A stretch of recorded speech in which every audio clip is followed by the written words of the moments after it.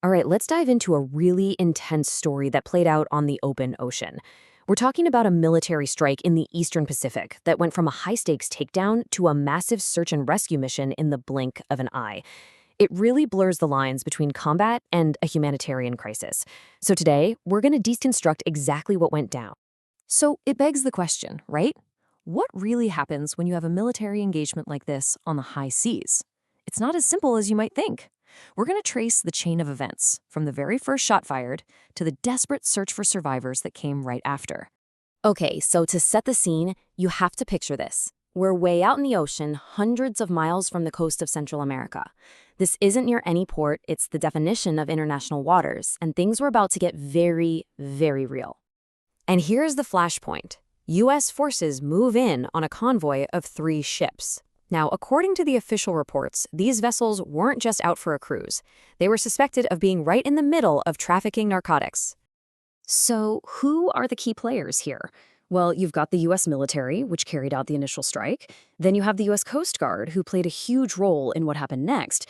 And on the other side, these 3 trafficking vessels, which were allegedly tied to designated terrorist organizations. And that brings us to a really crucial term here: narco-terrorist. This isn't just a fancy word for a drug smuggler. The allegation is that these individuals were not only moving narcotics, but were also operating on behalf of a designated terrorist group. And you can imagine, that changes the entire context of the engagement. All right, so we know who was involved and why. But how did this confrontation actually unfold? That takes us to the action itself, what the military calls a kinetic engagement. Kinetic strike. You hear that term a lot. What does it mean? Well, put simply, it means a physical attack. We're not talking about cyber warfare or jamming communications here. This was a direct action involving force and real-world munitions. The whole thing escalated pretty quickly over a couple of days. So just before Tuesday, the convoy was allegedly spotted transferring narcotics between the ships. Then, on Tuesday, boom, the first vessel gets hit. But it didn't end there. The very next day, on Wednesday, follow-up strikes took out the remaining 2 vessels, sinking them both. And of course, an action like this has a very real human cost. The initial strike on Tuesday resulted in 3 reported fatalities. The follow-on strikes on Wednesday led to 5 more. So across the 2 days of engagement, that's a total of 8 people reportedly killed. But here's where the story takes a major turn. It doesn't just end with the ships going down. This one critical detail emerged. There were survivors. At least 2 people were confirmed to have abandoned their boat as it was sinking. And that single fact changed the entire mission.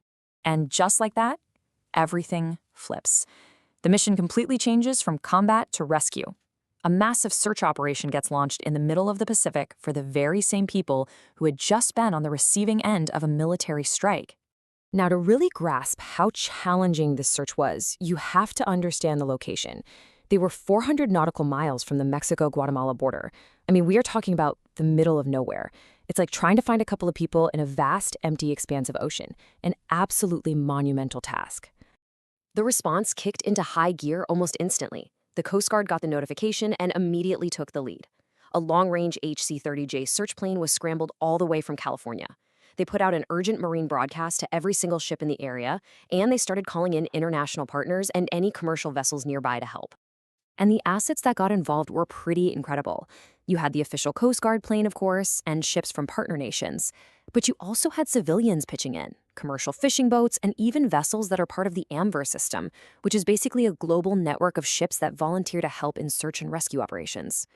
And this wasn't a quick search, either. It was a marathon. By Friday, the coordinated search had been going on for more than 65 hours straight. Think about that. Day and night, crews were out there scanning the ocean, trying to find any sign of the survivors.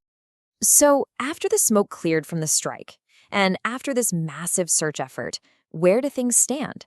Let's quickly recap what we know for sure. So, here's the bottom line. All 3 vessels in the convoy were neutralized. The total reported death toll stands at 8.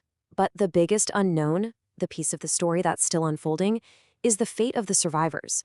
We know some went into the water, but the exact number is unclear, and their search was still officially ongoing.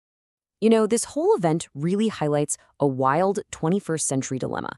As criminal and terrorist groups get more sophisticated in how they use the high seas, it poses a really tough question for nations trying to maintain law and order out there. How do you effectively patrol such a vast, almost lawless space? And what does it mean when your military target one minute becomes your search and rescue mission the next? It's a question with no easy answers.